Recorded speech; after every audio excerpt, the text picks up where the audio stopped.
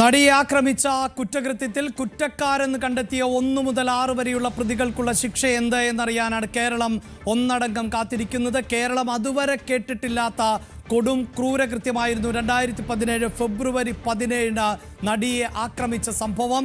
ഒരു നടി ആക്രമിക്കപ്പെട്ടു എന്ന് മാത്രവുമല്ല, ക്രൂരമായി ബലാത്സംഗം ചെയ്യുന്നതിൻ്റെ ദൃശ്യങ്ങൾ പകർത്തുന്നു. അത് മെമ്മറി കാർഡിലടക്കം സൂക്ഷിക്കുന്നു. അതൊരു ബലാത്സംഗ കൊട്ടേഷനായിരുന്നുവെന്ന് പിന്നീട് പ്രതി തന്നെ സമ്മതിക്കുന്ന സാഹചര്യമുണ്ടാകുന്നു. അങ്ങനെ അതീവ ഗൗരവതരമായ ഒരു കേസിൽ കോടതി, പ്രിൻസിപ്പൽ സെഷൻസ് കോടതി നൽകാൻ പോകുന്ന വിധി പ്രസ്താവം എന്തായിരിക്കും? അത് സമൂഹത്തിന് ഒന്നടങ്കം മാതൃകാപരമാകുന്ന ഒരു ശിക്ഷാവിധി ആയിരിക്കുമോ?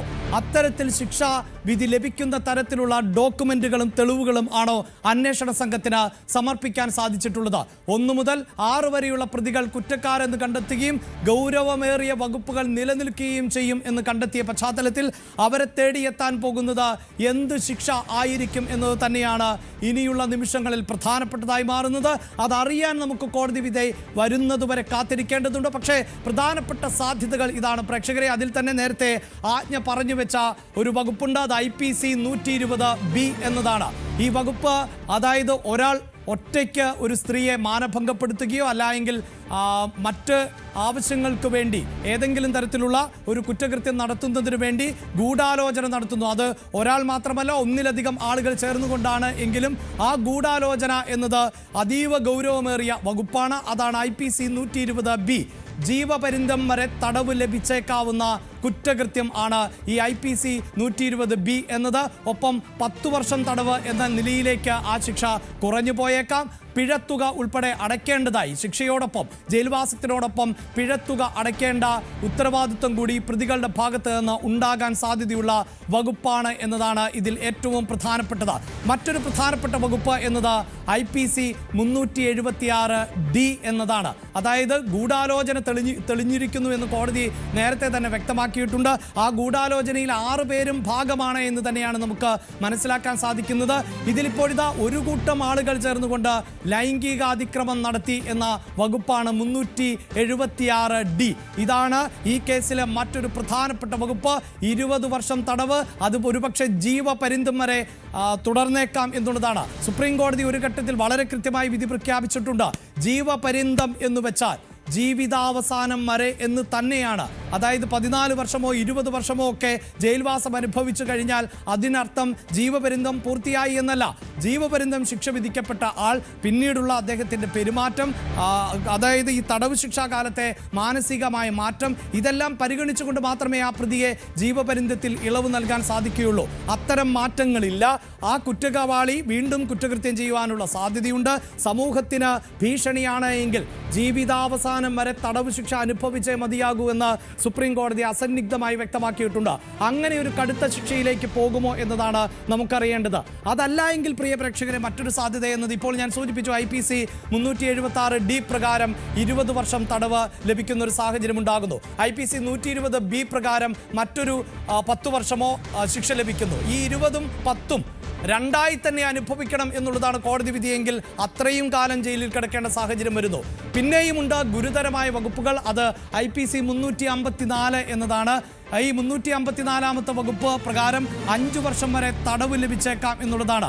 ആ വകുപ്പ്, ആ ശിക്ഷ ലഭിക്കുന്നത് ഒരു സ്ത്രീയുടെ മാനത്തിന്, അഭിമാനത്തിന് ആക്രമണമുണ്ടായി എന്നുള്ളതാണ്.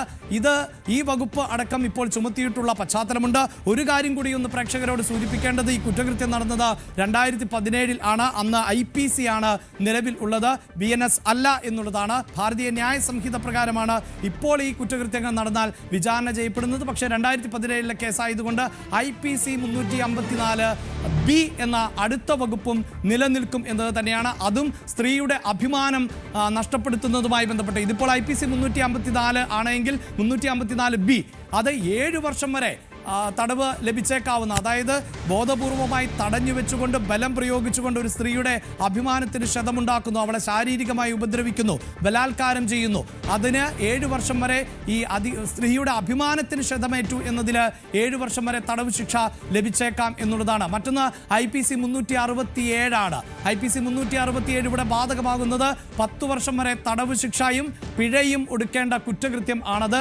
അത് ഈ സ്ത്രീക്ക് നേരെ പരിക്കേൽപ്പിക്കുന്നു എന്നുള്ളതാണ്. അതായത് സ്ത്രീയെ ബലം പ്രയോഗിച്ചുകൊണ്ട് കീഴ്പ്പെടുത്തിക്കൊണ്ടാണ് ഈ കുറ്റകൃത്യം ചെയ്തത് എന്നുള്ളതാണ്. മറ്റൊന്ന് ലൈംഗിക വഞ്ചന എന്നുള്ളതാണ്. അതോടൊപ്പം തന്നെ തട്ടിക്കൊണ്ടുപോകൽ ഉൾപ്പെടെയുള്ള കുറ്റകൃത്യങ്ങളെല്ലാം ഇതുമായി ബന്ധപ്പെട്ട് തന്നെ നിലനിൽക്കുന്നവയാണ്. അവിടെയാണ് ഈ 10 വർഷം വരെ തടവ് ശിക്ഷ ലഭിച്ചേക്കാം, ഒപ്പം പിഴയടയ്ക്കേണ്ടതായി വരും എന്നത് എടുത്തു പറയേണ്ടത്.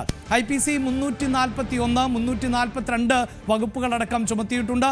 അത് വഴി അടച്ചുകൊണ്ട്, അതായത് ഒരു യാത്ര തടസ്സപ്പെടുത്തിക്കൊണ്ട്, തടഞ്ഞു വെച്ചുകൊണ്ട് ബലമായി അവരെ തടഞ്ഞു വെക്കുന്നത് ഉൾപ്പെടെയുള്ള വകുപ്പുകളാണ്. ഇത് താരതമ്യേന ശിക്ഷ കുറഞ്ഞ വകുപ്പുകളാണ്. 341 എന്ന വകുപ്പുണ്ട്, അത് 342 എന്ന വകുപ്പുണ്ട്. ഇതെല്ലാം 1 വർഷം വരെ തടവ് ലഭിക്കാവുന്നവയാണ്. IPC 506 ഭീഷണി മുഴക്കൽ ഉൾപ്പെടെയുള്ള വകുപ്പുകളുണ്ട്. IPC 201 തെളിവ് നശിപ്പിക്കൽ വകുപ്പുകളുണ്ട്. IPC 212 പ്രതിയെ ഒളിവിൽ സഹായിച്ചു എന്നുള്ള വകുപ്പുണ്ട്. IPC 34 ഒരുമിച്ച് ചേർന്ന് കുറ്റം ചെയ്താൽ എല്ലാവരും ഉത്തരവാദികൾ ആണ് എന്നുള്ളതാണ്. ഏറ്റവും പ്രധാനപ്പെട്ടത് ഇതാണ് പ്രേക്ഷകരെ, 1 മുതൽ 6 വരെയുള്ള പ്രതികൾ ഒരുമിച്ചാണ് ഈ കുറ്റകൃത്യം ചെയ്തത് എന്നതുകൊണ്ട് തന്നെയാണ് ഇതിൻ്റെ ഗൗരവം വർദ്ധിക്കുന്നത്. ഈ പ്രതികളിൽ ആരൊക്കെയാണ് ഏറ്റവും ഉയർന്ന ശിക്ഷ ലഭിക്കാൻ സാധ്യതയുള്ളവർ?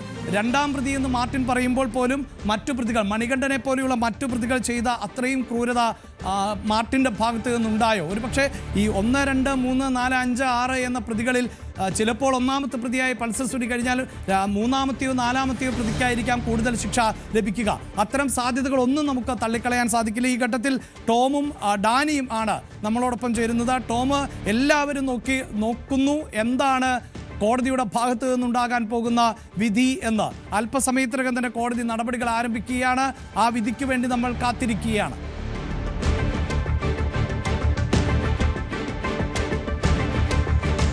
അതാണ് കാരണം കഴിഞ്ഞ 8 വർഷ കാലത്തിലധികമായി, അതായത് മലയാളികൾ ഒന്നടങ്കം കാത്തിരിക്കുന്നൊരു വിധി. ഈ നടിയാക്രമണ കേസിൽ എന്തായിരിക്കും പ്രതികൾക്കുള്ള ശിക്ഷ എന്നറിയാനുള്ള കാത്തിരിപ്പാണ്. ഏതാനും 25 മിനിറ്റ് മാത്രമാണ് ഇനി ഈ നടപടിക്രമങ്ങൾക്ക് തുടങ്ങാനുള്ള കാത്തിരിപ്പ്. അതായത് കൃത്യം 11 മണിക്ക് എറണാകുളം പ്രിൻസിപ്പൽ സെഷൻസ് കോടതിയിൽ ജഡ്ജി ഹണിയം വർഗീസ് ഈ കേസിൽ ഈ ശിക്ഷാവിധിന്മേൽ വാദം കേൾക്കും.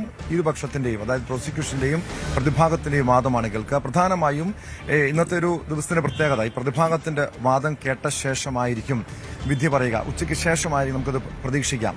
അതായത് 6 പ്രതികൾ, പൾസർ സുനി, മാർട്ടിൻ, മണികണ്ഠൻ, വിജീഷ്, അതോടൊപ്പം വടിവാൾ സലീം, പ്രദീപ്, ഈ 6 പ്രതികളാണ്. 6 പ്രതികളും കുറ്റകൃത്യത്തിൽ നേരിട്ട് പങ്കെടുത്തവരാണ്. പൾസർ സുനിയാണ് 1ാം പ്രതി. നമ്മളേവരും ഉറ്റുനോക്കുന്നതും അതാണ്. കാരണം പൾസർ സുനിക്ക്, കൊടും ക്രിമിനലായ പൾസർ സുനിക്ക് എന്ത് ശിക്ഷ ലഭിക്കുമെന്നറിയാൻ. കഴിഞ്ഞ ദിവസം അത് ഈ 6 പ്രതികളെയും കുറ്റക്കാരെന്ന് വിധിച്ചിരുന്നു. പ്രത്യേകിച്ചും നടൻ ദിലീപിനെ വെറുതെ വിട്ട നടപടിയുമായി ബന്ധപ്പെട്ട് പല വിമർശനങ്ങളും ഉയരുന്ന പശ്ചാത്തലത്തിൽ ഇന്നത്തെ ഈ ശിക്ഷാവിധി പ്രഖ്യാപനം അതീവ ശ്രദ്ധയോടുകൂടി തന്നെയാണ്, അല്ലെങ്കിൽ ഏറെ ശ്രദ്ധിക്കപ്പെടുന്നൊരു വിധി പ്രസ്താവം തന്നെയാണിത്. പരമാവധി ശിക്ഷ വേണമെന്നൊരു ആവശ്യം പ്രോസിക്യൂഷൻ ഉന്നയിക്കുന്നുണ്ട്. അതിൽ പ്രധാനമായും ഈ 12 കുറ്റങ്ങൾ പ്രതികൾക്കെതിരെ തെളിഞ്ഞിരുന്നു. കോടതി അത് കണ്ടെത്തിയിരുന്നു. അതിലേറ്റവും ഗുരുതര സ്വഭാവമുള്ളത് കൂട്ടബലാത്സംഗമാണ്. അതോടൊപ്പം തട്ടിക്കൊണ്ടുപോകൽ, സ്ത്രീത്വത്തെ അപമാനിക്കൽ, ഗൂഢാലോചന ഉൾപ്പെടെയുള്ള 12 കുറ്റങ്ങളാണ് തെളിഞ്ഞിരിക്കുന്നത്. ഇതിൽ ജീവപര്യന്തം, അതല്ലെങ്കിൽ 20 വർഷം വരെയും തടവ് ശിക്ഷ ലഭിക്കാവുന്ന കുറ്റം. ഇന്ന് ഇതിൽ പരമാവധി ശിക്ഷ ഈ കുറ്റത്തിന്മേൽ, ഈ തെളിഞ്ഞ വകുപ്പിന്മേൽ പരമാവധി ശിക്ഷ വേണമെന്നൊരു ആവശ്യം പ്രോസിക്യൂഷൻ ഉന്നയിക്കുന്നുണ്ട്. പക്ഷേ പ്രതിഭാഗം ഇതിനെ എതിർത്തുകൊണ്ട് പല വാദങ്ങളും ഇന്ന് ഉന്നയിച്ചേക്കാം.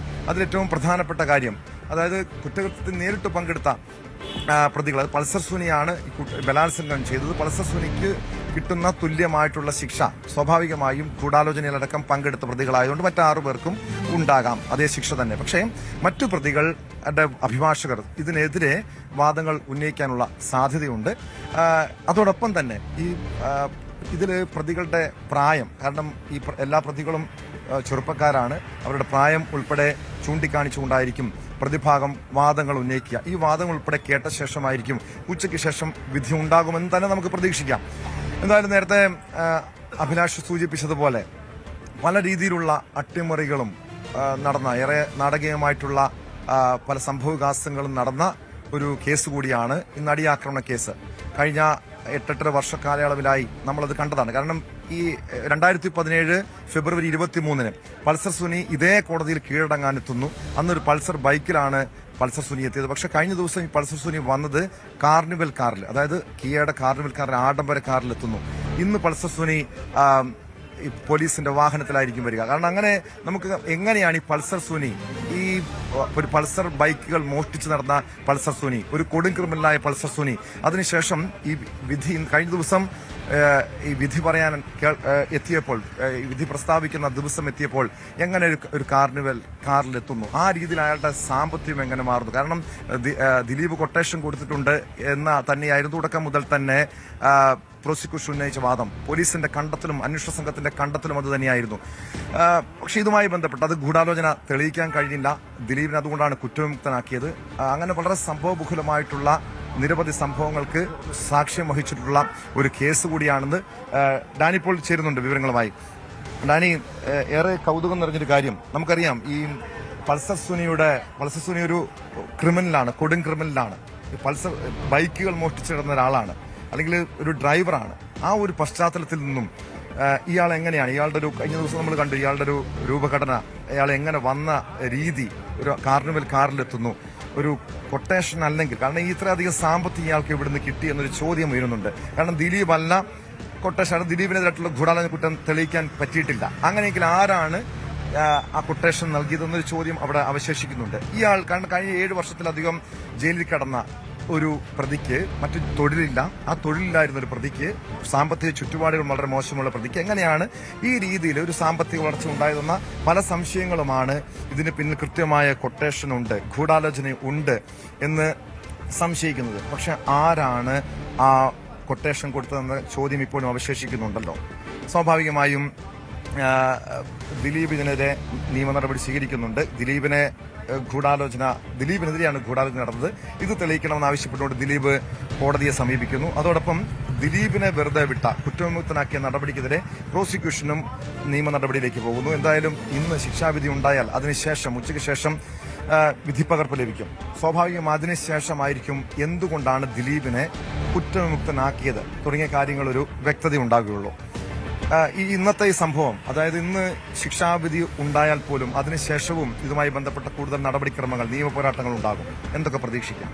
ടോം, ഇതിലെ ഈ നടിയെ ആക്രമിച്ച കേസിൽ സിനിമാ തിരക്കഥകളെ വെല്ലുന്ന രീതിയിലുള്ള ഒരു കാര്യമായിരുന്നു എന്ന് തന്നെ പറയുന്നു.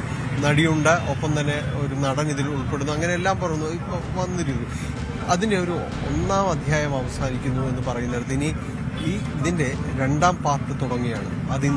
ഇന്ന് അതിന് തുടക്കമാകുമെന്ന് തന്നെയാണ് ആ കരുതുന്നത്. കാരണം വെച്ചാൽ ഈ നടി ആക്രമിക്കപ്പെട്ട കേസിലേക്ക് ഇനി വരുമ്പോഴേക്കും ഈ നടി ആക്രമിക്കപ്പെട്ട കേസിന്റെ കോടതി ദിലീപിനെ അടക്കം കുറ്റവിമുക്തനാക്കുമ്പോൾ എന്ന് ദിലീപ് പറഞ്ഞെടുത്തെന്ന് തന്നെയാണ് ഇനി അടുത്ത ഈ കഥ അല്ലെങ്കിൽ അടുത്ത അധ്യായത്തിലേക്ക് തുടങ്ങുന്നത് തന്നെ. കാരണം തനിക്കെതിരെയാണ് ഗൂഢാലോചന നടന്നത്, താനാണ് ഇതിൽ ഇരയാക്കപ്പെട്ടത് എന്നതടക്കമുള്ള കാര്യങ്ങളാണ് ദിലീപ് പറഞ്ഞു വെക്കുന്നത്. വെറുതെ പറഞ്ഞു വെക്കുകയല്ല, അത് മഞ്ജു വാര്യരുടെ പേരടക്കം, അതായത് തന്റെ മുൻ ഭാര്യയുടെ പേരടക്കം പറഞ്ഞുകൊണ്ട് അവർ പറഞ്ഞ ആ ഒരു സംശയത്തിൽ നിന്ന്, അല്ലെങ്കിൽ ഇതിൽ ഗൂഢാലോചനയുണ്ട് എന്ന് പറഞ്ഞെടുത്ത് നിന്നാണ് തന്റെ നേർക്ക് ഇത് തിരിഞ്ഞു വരുന്നത് എന്ന് പറയുന്നു. അപ്പോൾ സ്വാഭാവികമായും ദിലീപ് ഇക്കാര്യങ്ങളുമായി മുന്നോട്ട് പോകാനുള്ള സജീവമായ ഒരു സാധ്യതയുണ്ട്. കാരണം ഇക്കാര്യത്തിൽ കൂടുതൽ അന്വേഷണമോ അല്ല എങ്കിൽ ഇക്കാര്യത്തിൽ കൂടുതൽ വ്യക്തത വരുത്തണമോ മറ്റേതെങ്കിലും ഇതുമായി ബന്ധപ്പെട്ടുകൊണ്ട് നടപടികളിലേക്ക് ദിലീപ് പോകാനുള്ളൊരു സാധ്യത ഒരു ഭാഗത്ത് നിലനിൽക്കുന്നുണ്ട്.